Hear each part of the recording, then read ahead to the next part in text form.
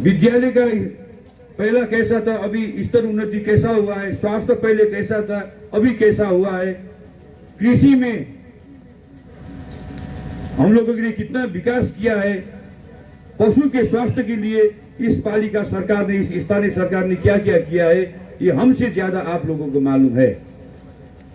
अगर नरेंद्र चौधरी ने पहली कार्यकाल में अच्छा काम नहीं किया होता तो दूसरा कार्यकाल जितना किसी को भी संभव नहीं है, क्योंकि स्थानीय सरकार प्रमुख होकर चलाना बहुत बड़ा चैलेंज का काम है। अवश्य इन्होंने अच्छा काम किया होगा, नागरिक के हित में, समाज के हित में, स्वास्थ्य के क्षेत्र में, शिक्षा के क्षेत्र में, विशेषकर कृषि के क्षेत्र में, ये ग्रामीण एरिया है, ग्रामीण बस्ती है, कृषि के क्षेत्र में इन्होंने एक उदाहरणीय काम किया है, जो मुझे लगता है नेपाल के सभी गांव पालिका में से एक नंबर में गांव पालिका, डुडुवा गांव पालिका आता है। ये इन्होंने क्यों किया, इतना साहस और हिम्मत, इतना ईमानदारी इनके अंदर क्यों आया, क्योंकि एक नेपाली कांग्रेस के कार्यकर्ता हैं, इसलिए इन्होंने कर पाया। आपके माया ने, आपके प्रेरणा ने, आपके श्रद्धा ने इनको ये करवाया। इसलिए मैं आज यहाँ आपके सामने भाषण करने नहीं आया हूँ, मैं यहाँ नेता बनने नहीं, सेवक बनने के लिए आया हूँ। मैं यहाँ भाषण करने के लिए नहीं, मैं काम करने के लिए आया हूँ, आप लोगों के आशीर्वाद लेने के लिए आया हूँ। हमें विश्वास है आज 4 गते जो निर्वाचन आयोग ने प्रचार प्रसार के लिए आज के दिन से शुरुआत किया है, मैंने आपके ये भूमि में आके यहाँ की मट्टी से आशीर्वाद लेके जा रहा हूँ। मुझे विश्वास है हमारा नेपाली कांग्रेस का 4 तारे झंडा यही होलिया से फरफराएगा, चुनाव चिन्ह रूप यही से फरफराएगा, हमें विश्वास है। लेकिन हमको चिंता ये है कि ये क्षेत्र नंबर 2 सुशील कोइराला का भी क्षेत्र है, हम उनका परिवार का एक सदस्य भी हैं और साथ साथ उनका एक कार्यकर्ता भी हैं।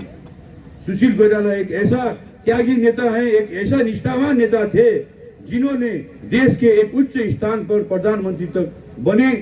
4 प्रधानमंत्री, कम्युनिस्ट प्रधानमंत्री 4 उनसे पहले बने, लेकिन संविधान सभा से संविधान जारी नहीं कर पाए। एक जिसको आपने विश्वास करके इस क्षेत्र से निर्वाचित करके प्रधानमंत्री बनाया, उन्होंने संविधान सभा मार्फत संविधान जारी किया, जो संविधान विश्व में एक उत्कृष्ट संविधान में से आता है, क्योंकि उसमें महिला का अधिकार है, पुरुष का अधिकार है, दलित का अधिकार है, मुस्लिम का अधिकार है, मधेसी का अधिकार है, अपांग का अधिकार है, पिछड़े हुए वर्ग का अधिकार है, पहाड़ी, हिमाल, तराई सबका अधिकार है, समान है।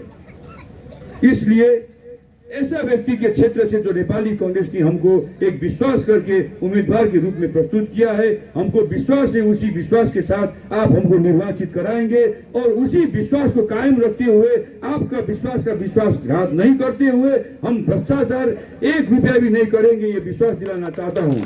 और हमेशा भ्रष्टाचार के विरुद्ध में खाली सदन में नहीं, सड़क में भी आप लोगों के साथ हाथ में हाथ, कांध में कांध मिला के चलूंगा, हम यह विश्वास हम आपको दिलाना चाहता हूँ। सुशासन के पक्ष में आवाज उठाऊंगा और हमेशा ये विश्वास दिलाना चाहता हूँ।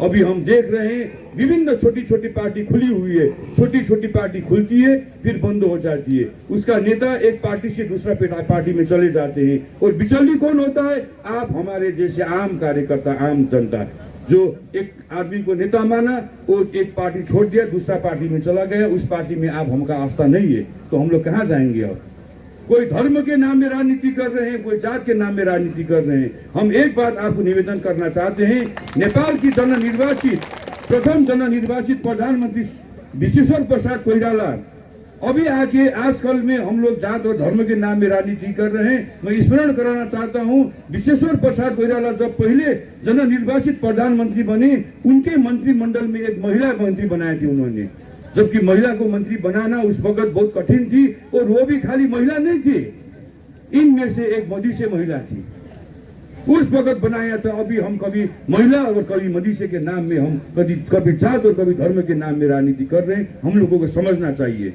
वो तो हो गई दूर की बात। नेपाल के प्रथम राष्ट्रपति कौन थे मालूम है आप लोगों को? यादव परिवार से थे। किन्होंने बनाया? किस पार्टी ने बनाया? नेपाली कांग्रेस ने बनाया। अभी हम लोग जात की राजनीति कर रहे हैं, इसलिए मैं निवेदन करना चाहता हूं, जिस पार्टी में 2007 साल से अभी भर्खरे जो जेनजी आंदोलन हुआ, उसमें परिवर्तन नेपाली कांग्रेस ने किया, 7 साल में भी परिवर्तन किया, जेनजी आंदोलन में भी अपने जो विकृति था, अपने अंदर जो खराबी था, जो युवा साथियों ने उसको पहचानने के लिए सड़क में आके आवाज उठाया कि तुम लोग यहाँ गलत हो, तुम लोग भ्रष्टाचार कर रहे हो, तुम लोग जनता की तरफ जवाबदेहिता नहीं बन रहे हो, तुम लोग सुशासन नहीं दे पा रहे हो। तो पहले पार्टी नेपाली कांग्रेस पार्टी है जिसने अपने आप को परिवर्तन किया, अपने आप में सुधार लेके आया। आशीर्वाद। इसलिए दूसरों को भाषण देना, दूसरों को सुधारना आसान है, लेकिन खुद सुधर के जनता के सामने आने में दिक्कत है।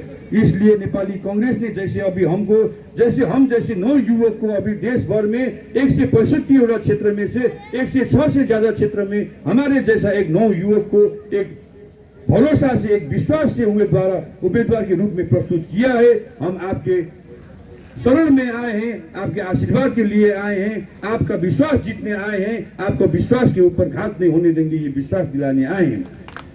गुरुआ में ज्यादा बड़ी बात नहीं है। हमने देखा है प्रमुख जी के साथ हमने गली गली, गांव गांव, टोल टोल घुमा है।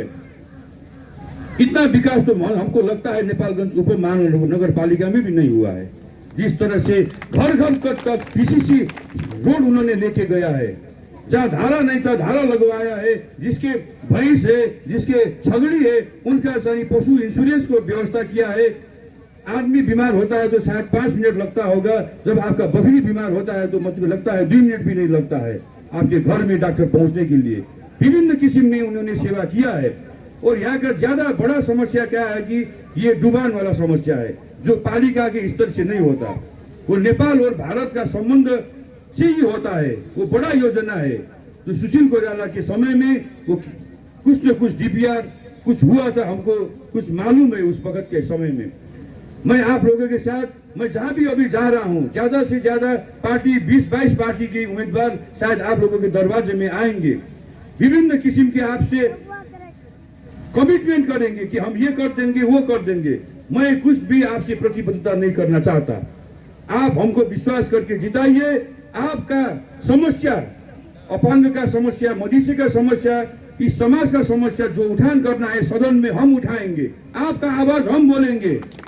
और जो विकास करना है, नरेंद्र चौधरी जैसे कर्मठ नेता आप लोगों ने पाया है, उनके भरोसे में, आप लोगों के भरोसे में हम मंत्री होंगे नहीं होंगे, सांसद की हैसियत से हम मंत्रालय से क्या क्या बजट यहाँ लेके आना है, डुडुआ के बनाने जिम्मेदारी हमको है।